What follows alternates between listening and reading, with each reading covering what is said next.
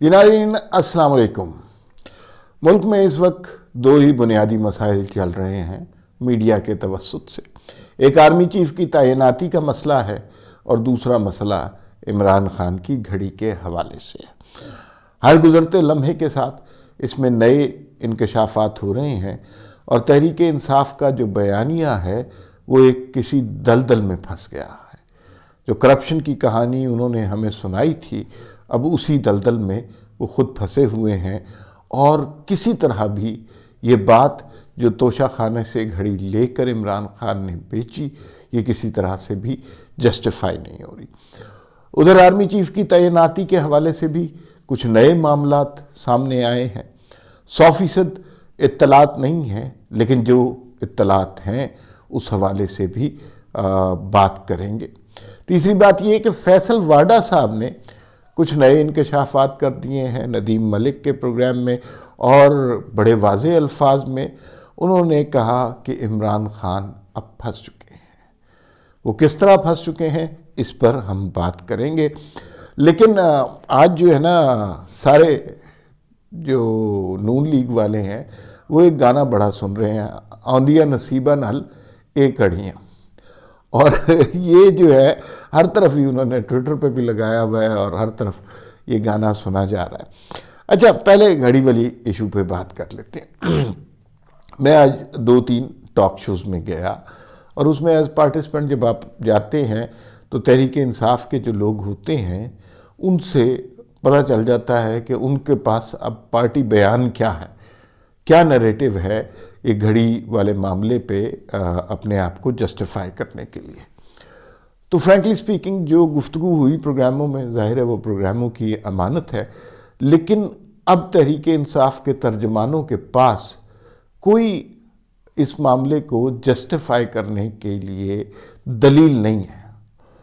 जितने प्रोग्रामों में मैं गया वहाँ जो तहरीक इंसाफ के तर्जुमान थे उन्होंने इस तरह की बातें की कि भाई ये क्या घड़ी वाहिद मसला है पाकिस्तान का, इसके अलावा मसला नहीं है, बैड गवर्नेंस, महंगाई, ये मसला नहीं है।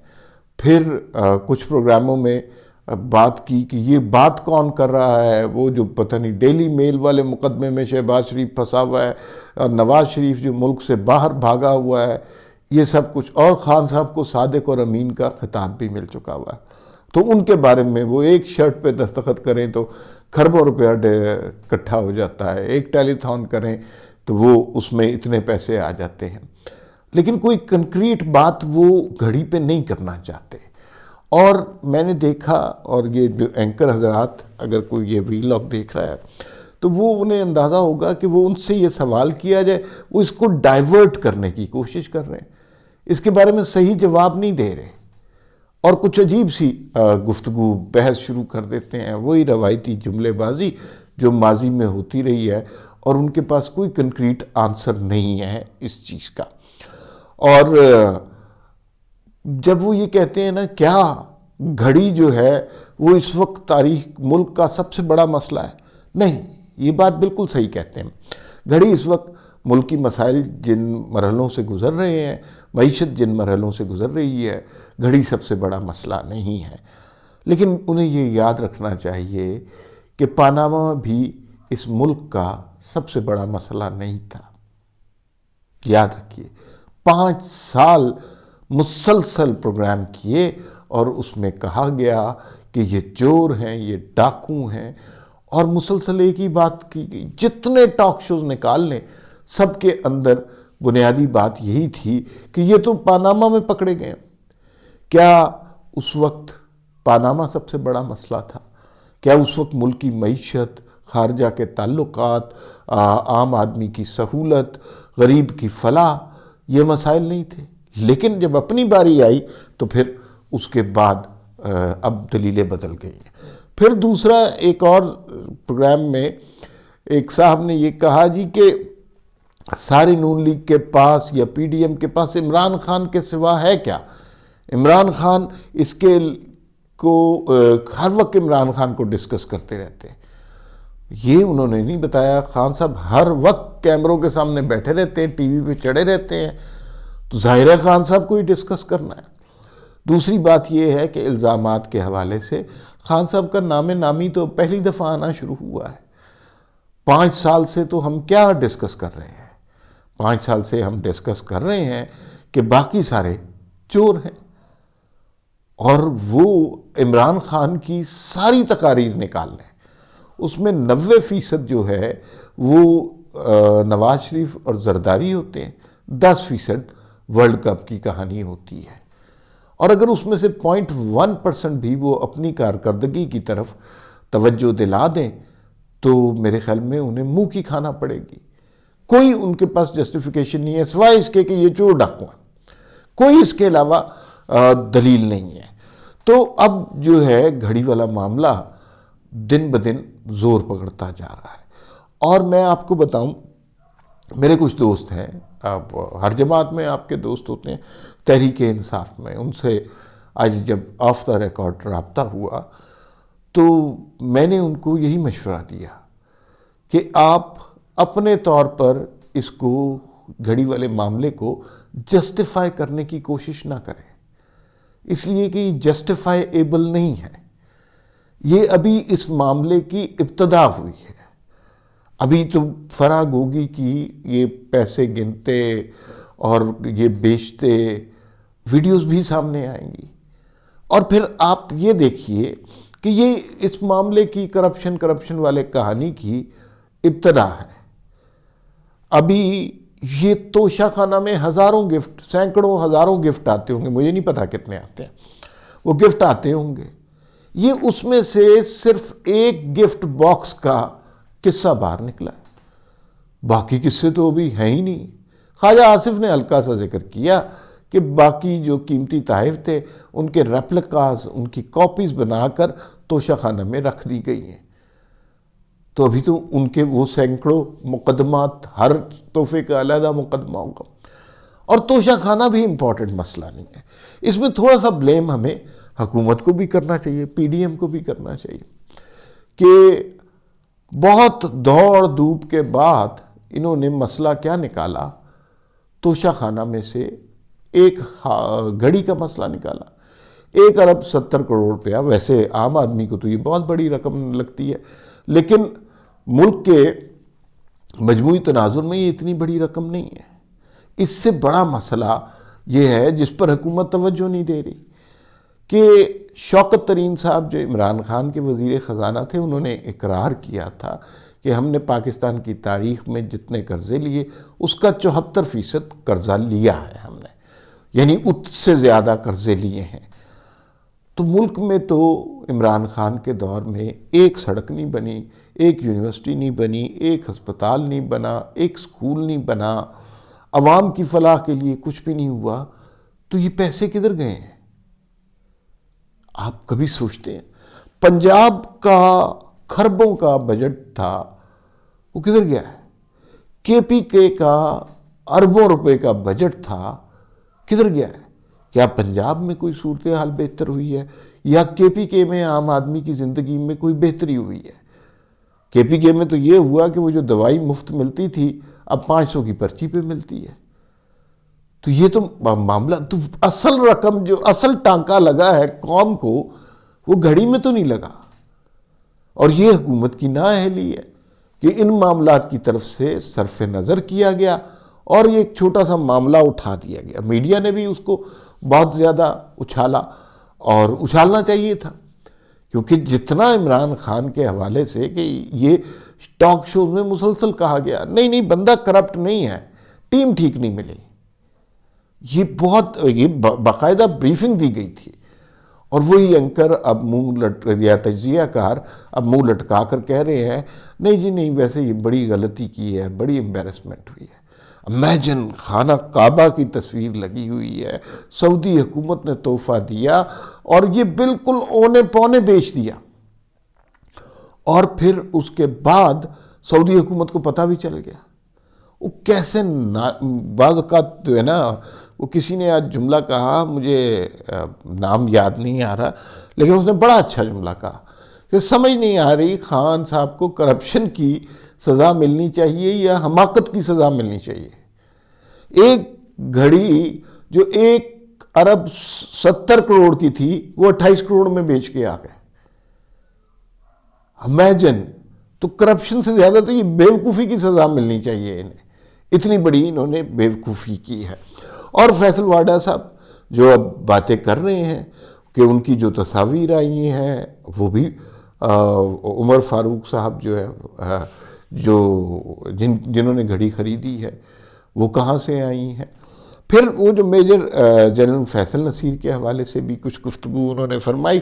انہوں نے کہا کہ میں نے ان کی ملاقات کروانی تھی عمران خان صاحب کے ساتھ اور سارے معاملات طے تھے، میں خان صاحب کو سمجھا کے گیا تھا، لیکن جب میں وہاں سے ہٹا تو پی ٹی آئی کے اندر کچھ سانپ ایسے ہیں کہ بعد میں عمران خان صاحب نے وہ سارا معاملہ ہی تلپٹ کر دیا اور کچھ نئی گفتگو شروع کر دی.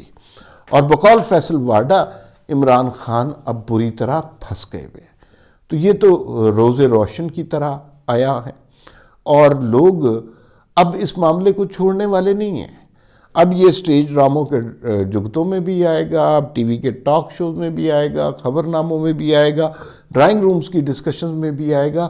اور لوگ اب یہ باتیں کریں گے، یار اتنی قیمتی گھڑی اور خانہ کعبہ کی تصویر بنی ہوئی ہے وہ بیچ دی اور اتنی سستی بیچ دی. لیکن اس سارے ہمہ ہمی میں، اس سارے ہنگام میں ہمیں نہیں بھول جانا چاہیے کہ اس ملک کا ٹریلینز کا بجٹ ہوتا ہے. وہ 4 سال کہاں گیا اور اس میں سے ایک پیسہ بھی عوام کے اوپر نہیں لگا تو وہ پیسے کدھر گئے؟ صرف گھڑی کو پکڑ کے کھڑے نہیں ہو جانا چاہیے اور اس کے اوپر واویلا نہیں مچا دینا چاہیے. یہ حکومت کی کوتاہی ہے. اور صرف فراگوگی کے جرائم یقیناً اگر وہ اخلاقی طور پہ تو دیکھا جائے تو بہت بڑے جرائم ہیں، لیکن یہ ٹریلینز آف روپیز کا ملک ہے تو وہ پیسے کدھر گئے ہیں اس کے اوپر بھی سوچنا چاہیے. آرمی چیف کی تعیناتی کے حوالے سے بھی کچھ معاملات لگتا ہے، سنی خبر ہے کہ معاملات کچھ اس سہولت سے نہیں چل رہے جس سہولت سے چلنے چاہیے. 18-19 کو سمری جانی ہے اور سمری کے بعد لوگ کہہ رہے ہیں، پہلے کہہ رہے تھے 25 تک اور پھر اب کہہ رہے ہیں 20-21 تک نئے آرمی چیف کی تعیناتی ہو جائے گی. لیکن اب اس کے اندر تھوڑی سی کچھ گمکری آ گئی ہے. کچھ کہنے والے بتاتے ہیں کہ جو نواز شریف چاہ رہے ہیں اور جو شہباز شریف یہاں سے پیغام لے کے گئے تھے دونوں میں فرق ہے. اور ظاہر ہے بات نواز شریف کی پارٹی میں مانی جاتی ہے، اس لیے کہ سب کے ووٹ نواز شریف کی وجہ سے ہیں تو بات نواز شریف کی مانی جاتی ہے. تو کیا لیکن اعلان شہباز شریف نے کرنا ہے تو کیا عین وقت پہ شہباز شریف جو ہے کچھ ڈیفرنٹ اعلان کر دیں گے اور آ کر بھائی جان کے پاؤں پڑ دیں گے کہ غلطی ہو گئی، بس میں مجبور تھا، حالات بہت زیادہ خراب ہو گئے تھے، آپ کو نہیں پتا بھائی جان؟ ایسا ہو سکتا ہے؟ میرے خیال میں ایسا نہیں ہو سکتا. شہباز شریف اپنے بھائی سے نہیں پیچھے ہٹ سکتے. دوسرا، ایک اچانک کابینہ کی میٹنگ کل بلا لی گئی ہے، آج یعنی. اس کے اندر جو معاملہ ڈسکس ہونا ہے اس کے حوالے سے بھی کچھ آوازیں کان میں پڑ رہی ہیں. ایک لفظ ہم نے بہت سنا، ایکسٹینشن. اب ایک نیا لفظ کوائن ہوا ہے، وہ لفظ ہے ریٹینشن. دونوں میں فرق ہے. ایکسٹینشن کے لیے مدت معین ہوگی، ریٹینشن پہ اختیار وزیر اعظم کا ہوگا. دیکھا جائے تو یہ بہت اچھی بات ہے. اچھا، اس میں اب 2 معاملات ہیں کہ یہ لفظ کس کے اوپر استعمال ہوتا ہے. اگر یہ 27 سے پہلے کوئی ریٹینشن والا آئیڈیا سامنے آ جاتا ہے تو اس کا مطلب ہے کہ یہ ہم عاصم منیر صاحب، جنرل عاصم منیر کے حوالے سے گفتگو کر رہے ہیں. اور 27 کے بعد اگر یہ معاملہ آتا ہے تو اس کا مطلب ہے کہ جنرل باجوہ کے حوالے سے ہم بات کر رہے ہیں، پھر انہیں ریٹین کیا جا رہا ہے. لیکن ڈیموکریٹکلی سپیکنگ جو ابھی تک ہمارے پاس اطلاعات ہیں وہ بہت اچھی ہیں کہ اگر عاصم منیر صاحب کو، ظاہر ہے ان کا ٹینیور 2 دن پہلے ختم ہو رہا ہے تو ان کو اگر ان کو چیف بنانا ہے، کسی کو بھی نہیں پتا، مجھے بھی نہیں پتا، اور جو آپ کو کہہ رہا ہے اسے پتا ہے، اسے بھی نہیں پتا، تو اگر انہی کو چیف بنانا ہے تو ظاہر ہے انہیں ایکسٹینشن دینی پڑے گی، کیونکہ جنرل باجوہ 29 کو ریٹائر ہو رہے ہیں، یہ 27 کو ریٹائر ہو رہے ہیں، ان کو ایکسٹینشن ملے گی، آٹومیٹیکلی یہ سارے معاملات ٹھیک ہو جائیں گے۔ تو لیکن کیا اسے ایکسٹینشن کہیں گے؟ کیا وہ ہم بتائیں گے کہ یہ 3 سال کے لیے ہو رہی ہے، 5 سال کے لیے ہو رہی ہے، 10 سال کے لیے ہو رہی ہے، 10 دن کے لیے ہو رہی ہے؟ اور پھر لفظ جو استعمال کیا گیا ریٹینشن ہے، جس کا مطلب ہے کہ یہ پرائم منسٹر کی ول پر ہے کہ وہ چاہیں تو ریٹین کر لیں، اور ریٹین کتنے عرصے کے لیے کریں یہ پرائم منسٹر کا اختیار ہے۔ تو یہ ابھی معاملات ذرا ایمبیگوٹی میں ہیں، 1-2 دن تک اب سچویشن بالکل کلیئر ہونے والی ہے۔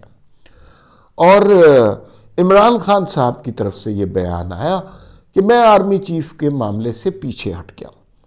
اس کی بڑی واضح سی وجہ، پہلے وہ امریکہ کے سائفر کے بیانیے سے پیچھے ہٹے، پھر آرمی چیف کے بیانیے سے پیچھے ہٹے، اور میں آپ کو بار بار یہ کہہ رہا ہوں، کوئی اور شخص نہیں کہہ رہا، لیکن یاد رکھیے یہ نواز شریف اور زرداری پہ جو کرپشن کے الزامات لگاتے رہے ہیں، یہ اس سے بھی پیچھے ہٹیں گے۔ یہ یقیناً تھوڑے عرصے تک آپ عمران خان کے اس طرح کے بیانات سنیں گے، چونکہ انہوں نے غلطی اپنی نہیں ماننی، انہوں نے کسی پہ ڈالنا ہے، تو اس طرح کا بیان آپ کے سامنے آئے گا کہ کسی نے کہا تھا جی کہ یہ تو کرپٹ ہے، مجھے تو نہیں پتا، میں تو کسی کے کہنے پہ کہتا رہا۔ لیکن یہ بیان آئے گا ضرور، معافی مانگیں گے ضرور عمران خان نواز شریف سے اور آصف زرداری سے، یہ ان کا مقدر ہے۔ اچھا، عمران خان کیوں پیچھے ہٹ گئے ہیں؟ یہ بڑا اہم سوال ہے۔ انہوں نے تو اتنا متنازع بنایا، اتنا کھیلا اس مسئلے پر، اور کون سی گالی دی ہے جو نہیں دی گئی، کون سا برا لفظ ہے، کون سی تذلیل ہے، توہین ہے، تضحیک ہے جو نہیں کی گئی، تو اچانک پیچھے کیوں ہٹ گئے؟ اس کا تعلق مجھے لگتا ہے، ایک تو ویسے آج عمران خان نے نا وہ جو دھمکی دی نا کہ میں جیو کے خلاف، اور وہ جو بندہ ہے جس نے گھڑی خریدی ہے اس کے علاوہ سعودی عرب کی کورٹ میں جاؤں گا، UAE کی کورٹس میں جاؤں گا، لندن کی کورٹس میں جاؤں گا، یار یہ وہ بندہ کہہ رہا ہے جو پنجاب میں اپنی حکومت ہے اپنی FIR نہیں درج کرا سکے، تو وہ دنیا کی کورٹوں میں جانے والا ہے۔ تو خیر، جو آرمی چیف کا معاملہ ہے اس پہ خان صاحب نے جو یو ٹرن لیا ہے، وہ یو ٹرن پہلی بات یہ ایکسیپٹ نہیں ہوگا۔ آپ گالیاں دینے کے بعد معذرتیں کرتے رہے تو پھر وہ گالیوں کا جو قدورت ہے وہ دلوں سے نہیں نکلتی۔ کوئی سیاستدان ہوتا تو معاف کر دیتا، یہ آپ نے غلط جگہ پنگا لے لیا ہے۔ اور ذرا سی جھلکی آئی ہے ابھی توشہ خانہ کے ایک سیٹ کی، آپ کے خیال میں باقی جھلکیاں یا مکمل قسط خان صاحب کی کہیں نہ کہیں محفوظ نہیں ہوگی؟ تو عمران خان انتہائی تابع دار بن گئے ہیں، اور ابھی جو حالات ہم دیکھ رہے ہیں اس میں بہت جلد ہمیں بہت کچھ اور دیکھنا ہے۔ میرے خیال میں جو بڑا چینج نظر آنا چاہیے وہ میڈیا میں نظر آنا چاہیے، اور خان صاحب کو اس کا خوف بھی ہے۔ میڈیا بڑا پرو عمران خان میڈیا اب بھی ہے، اس لیے کہ لگائی انہوں نے تھا۔ فواد چودھری صاحب نے کس کس کو فون کر کے اینکر لگوایا، اس پہ تو بڑی بات ہو سکتی ہے۔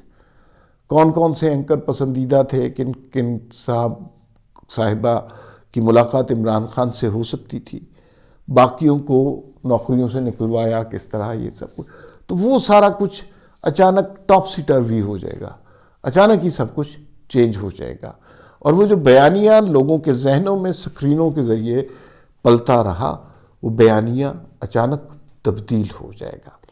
آنے والے دن جو ہیں وہ اب لگتا ہے کہ اس کے اندر باریکیاں ہوں گی، جو بڑی بڑی چیزیں ہیں وہ آگے ہمیں نظر تو نہیں آئیں گی۔ مطلب یہ آرمی چیف کی ریٹینشن اور ایکسٹینشن، یہ اس طرح کے معاملات ہوں گے، لیکن خان صاحب کا لانگ مارچ والا معاملہ وہ اب مجھے لگتا ہے ختم ہو گیا ہوا ہے۔